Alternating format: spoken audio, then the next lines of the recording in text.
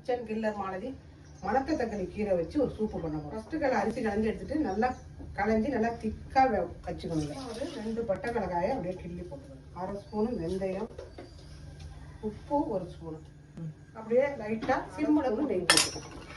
கொஞ்சமாக வடகம், சின்ன வெங்காயம் ஒரு 50 கிராம்,